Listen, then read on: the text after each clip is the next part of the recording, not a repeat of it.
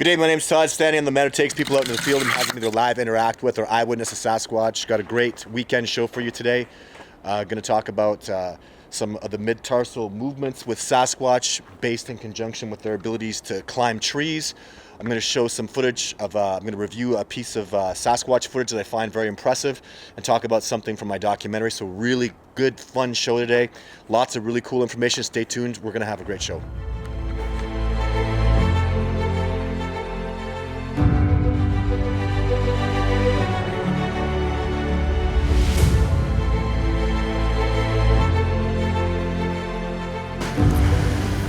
For the past 10 years, I've been conducting expeditions, documenting chronicles, and interviewing people pertaining to the subject of Sasquatch. With over 20 years worth of hardcore backcountry expedition experience into the most remote regions, I've tracked and studied various North American species that have had little to no exposure to civilization.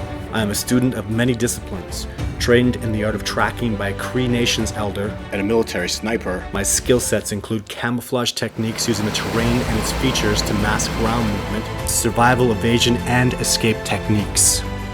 I've been able to see for the first time some complete segments of Todd Standing's filming of Sasquatches, and I'm firmly convinced that he has filmed Sasquatches and that what he has portrayed in his documentary are indeed very close portraits, in fact, of the Sasquatch face. So this we're going to go into a section from my documentary, precisely right out of my documentary, where I'm showing an incident that happened with Dr. John Bitterling and myself, where a young Sasquatch was making like a chirping sound that was very loud, very profound, and he was coming around, but he wasn't leaving tracks. We found a foot stomp. I talk about it in my documentary a little bit. You got to be impressed with this. It's not a track, it's a foot stomp, and you got to be impressed with it. But what's really cool is the Sasquatch, as he was approaching, he was smashing and breaking branches and breaking trees. It was really loud and obvious that he was coming that way, but no tracks were being left. And that ties into the Sasquatch footage I'm going to show you today that somebody else, an Eagle trail cam that was filmed. So you might have seen that, but I'm going to talk about the movements and why I found this a very interesting, possibly authentic Sasquatch video. But first, let's watch this part of my documentary. The late, great, wonderful, amazing Dr. John Bitterling, and some time that I got to spend with him in the wilderness. Enjoy, and I'll be back in a minute. Here again, we are really at the approximate point where we heard that sound, and I'm seeing a lot of really good indicators. This was found like that. This end was broken off of this, and if we follow this down just a little bit, we'll see this freshly broken. So lots of indications of something having moved right into this direction where the alleged bird chirp was heard. So very interesting. So I just found this track, very small. What would you approximate it to be in length, John? I don't know. Is it 9 inches? Yeah. Maybe? Yeah, I think 9 inches.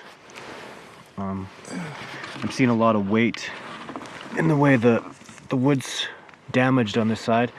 It's fairly fresh. I'm not seeing any rebounding in the moss. I'm just going to say there's also just the single trunk. Yeah. Well, you know, this is easy to climb on. Right. And so was this. Right. You wouldn't leave a mark on that if you were Right. moving on that. I can see that the track is moving in this direction. Wow. What do you say about that? I don't know. I don't know either. That's really confusing. It mildly looks like a Sasquatch track. I mean, I could say toes, but this is a foot. Mm-hmm. A shoe doesn't do this. If you look at my shoe, they almost always have this culmination like this, and even often an archway. Can I see your shoes at the bottom? Mm-hmm. See how shoes generally have an archway like this, and a broader front. Mm-hmm. that's not linear. I'm seeing perfect linearity in this, mm-hmm. like actual raw human foot. Mm-hmm. But I also see weight here. This is really, and a barefoot skin, that would be damaging. Do you know what I mean? Like, and if you feel that, John, have a feel. That's not gentle wood. No. That doesn't break easy. Quite firm.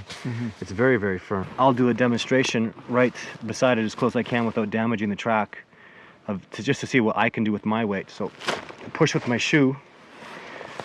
I didn't do any damage to the side of the tree, even with my nails. If I dig on it, it's just not doing that kind of damage.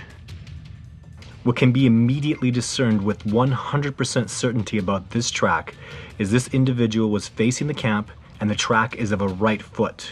It's 9 inches long, which is a size 6 shoe for the foot of an average 12-year-old male human. On the inside of the foot was where the immense pressure was applied that crushed the wood. On the inside of any human's foot is the archway.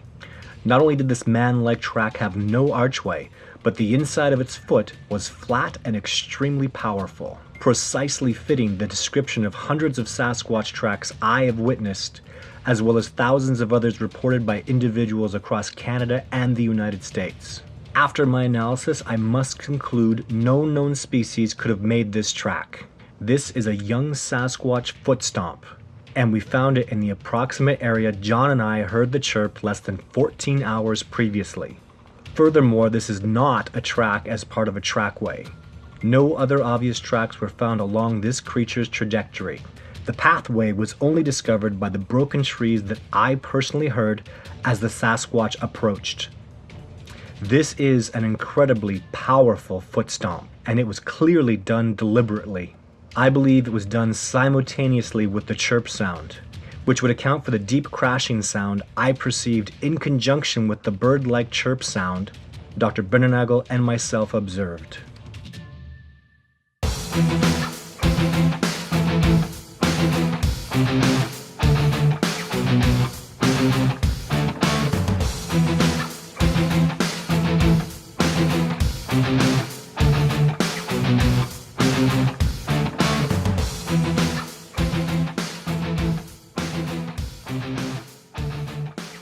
So now let's, you've watched that segment. I want to show you something about, see, this is this is just a tree.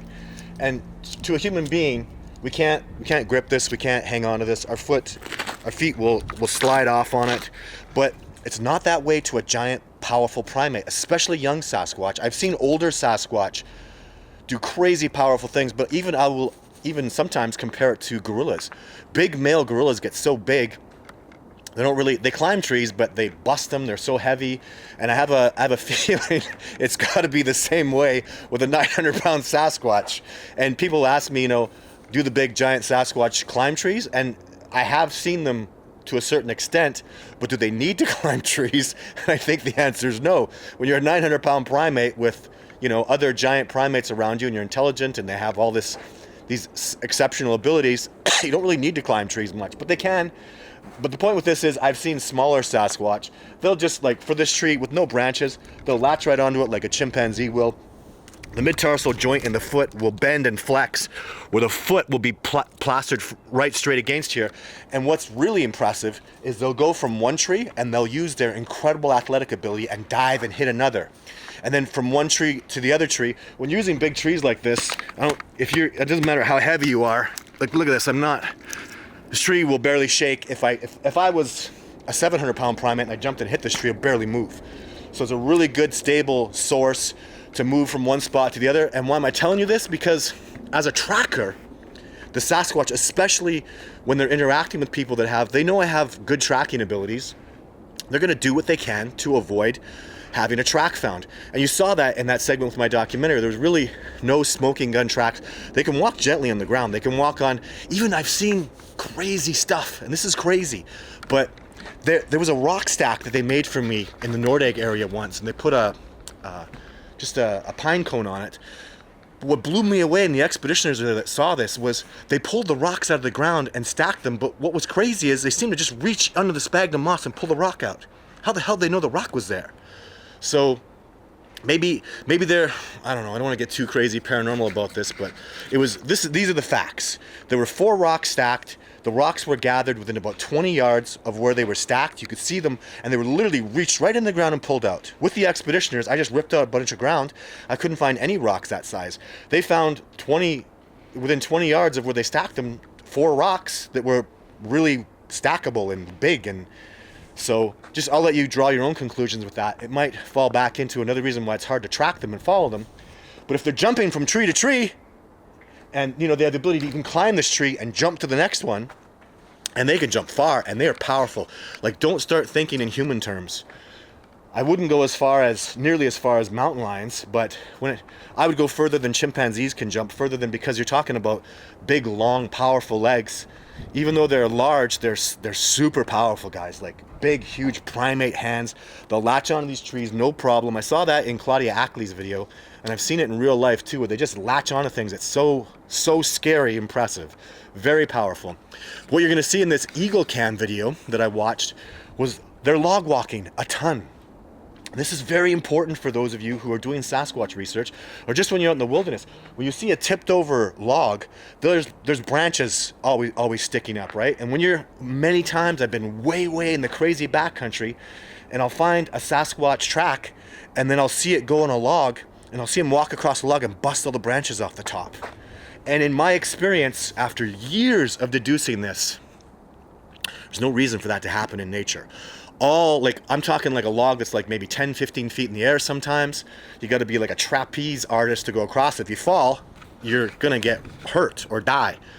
And I've seen these many times. Even I showed this to Survivor Man, where you see a log that's dropped over and you see there's Sasquatch went across the top of it, because all the little branches that are long are busted off. And I can't see, a mountain lion wouldn't do that. A bear would never do that. Like, there's really nothing, no known species in nature. So it's an effective tracking technique that I've used. So even looking for hair samples, because sometimes they'll walk past the branch and maybe it'll brush up against them. So that's what's important. That's what I thought was very authentic about this video I'm going to show you right now.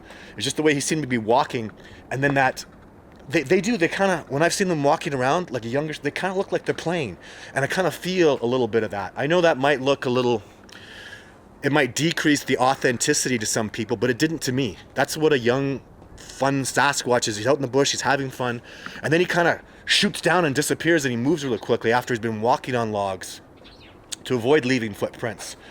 And again, I think his sense to not leave footprints would be heightened in that particular area, because obviously there's a camera up there. If there's a camera up there, there's people around, and he's going to know that. He knows that. Is he going to know there's a camera up there filming him? Likely not. That's probably why, if this footage is indeed authentic, that's very likely why they would have been able to get this footage, because the Sasquatch didn't know he was being filmed. But you see a moment at the end where he kind of zips out and boots off. And that's what I notice a lot too, is when you're playing, you're having fun, they're walking around, and they'll have moments like, check this out, and they just have some fun being a Sasquatch, right? Because there's one thing I know in my heart, and I feel, Jane Goodall, Diane Fossey, Broody Gattigas, all these primate experts will tell you, like, chimpanzees love being chimpanzees. Gorillas love being gorillas. And a Sasquatch loves his habitat. He loves being himself. And he has tons of fun with his incredible athletic ability. And in his playground. Nature is his playground. He's out there having a great time. He's loving it. That's kind of what I see here. A little bit of bobbing around, a little bit of fun. I see them playing. I see them twisting and doing big power moves.